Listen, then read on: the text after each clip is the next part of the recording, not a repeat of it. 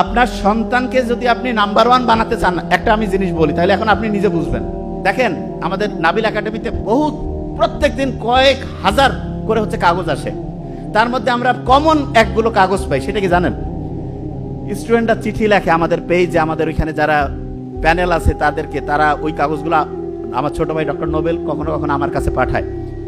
তাদের যে চিঠিটা লেখে সেই চিঠির সামারি যদি করি, সংক্ষেপে যদি বলি কিরকম, যে আমি এই সমস্যায় আছি, প্রত্যেকের সমস্যা ভিন্ন, শেষে একটা কমন জিনিস আসে।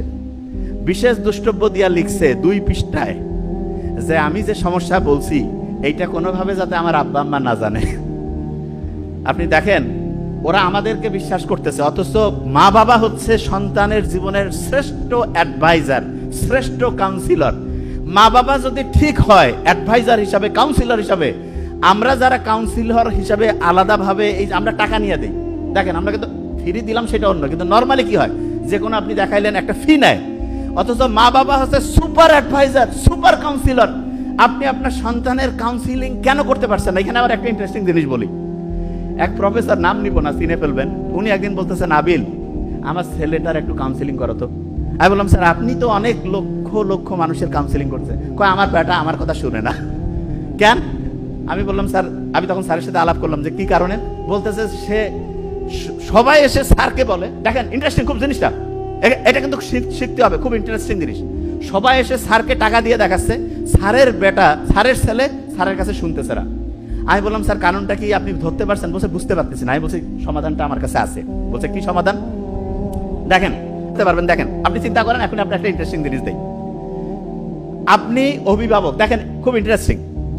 আপনার কাছে দেখা গেল আপনার ছেলের বন্ধু বা বন্ধুর বন্ধু, মানে আপনার ছেলের বন্ধুর বন্ধু আসছে, এসে বলতেছে যে আঙ্কেল বান্টি আমি এই সমস্যায় আছি। আপনি কিন্তু তার কথা শুনতেছেন, শুনে কি করতেছেন, তাকে কোনো জাজ করেন না, আপনি তাকে একটা বুদ্ধি দেন, পরামর্শ দেন। আবার ওই আপনি যখন আপনার নিজের ছেলে মেয়ে এসে বলে আমার এই সমস্যা, হ্যাঁ তুই আমার বেটাই হয় এরকম করছিস, আমার বেটি হয়, তোর খেয়া ফেলাবো আজ, এই যে জাজমেন্টাল হই, তখন দেখা যায় ছেলে মেয়ে নিজেকে নিজের বাবা মার কাছে সবকিছু বলতে চায় না। খেয়াল রাখবেন, মা বাবার কাছে যদি ছেলে মেয়ে সবকিছু বলতে পারে, আমি বলতেছি লিখে রাখেন, সমাজের 80% প্রবলেম দূর হয়ে যাবে। 80% প্রবলেম দূর হয়ে যাবে সন্তানেরা যদি মা বাবার সাথে খোলামেলা আলোচনা করতে পারে। একদম বন্ধুর মতো মিশতে হবে। তো অনেকে বলে আমি তো বাপ মা, আমি তো সন্তানের সাথে বন্ধুর মতো মিশি। কিরকম বন্ধু?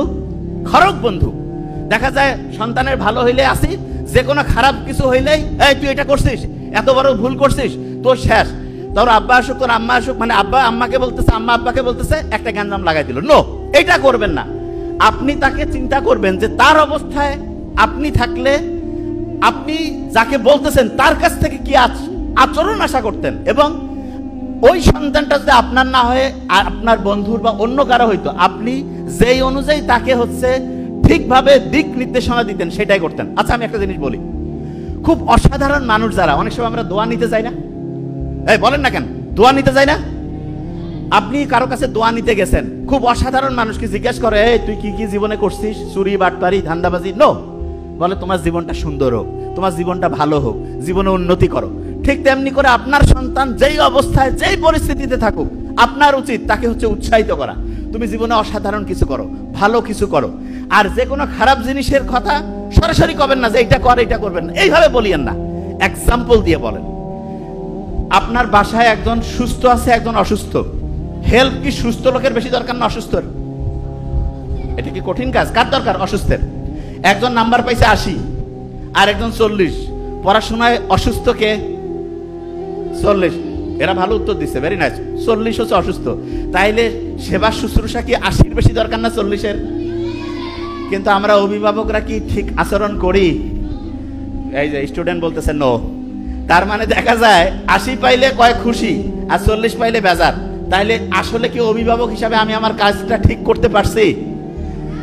এই জন্য দেখেন ইসলাম দেখেন কি অসাধারণ। ছোট্ট শিশু নাম্বার কম পাইছে, তাকে উৎসাহ কি কম দেওয়া উচিত না বেশি? আচ্ছা একজন খুব স্বাস্থ্যবান আর একজন রোগাশোকা, কাকে বেশি পুষ্টিকর খাবার দিব? যে রোগাশোকা। তাহলে যে নাম্বার কম পাইছে তাকে কি বেশি উৎসাহ দিতে হবে না কম? বেশি উৎসাহ দিতে হবে। বেশি উৎসাহ যদি দিতে চাই তাহলে তাকে উৎসাহ দেওয়ার জন্য তাকে 1 নাম্বার বুদ্ধি হচ্ছে তার প্রশংসা করা। কি করা? প্রশংসা। কিরকম প্রশংসা? যে তুমি এই যে চেষ্টা করতেছো, 40 পাইছো, নাম্বার ব্যাপার না, তুমি চেষ্টা করতেছো, আমরা খুব খুশি হয়েছি।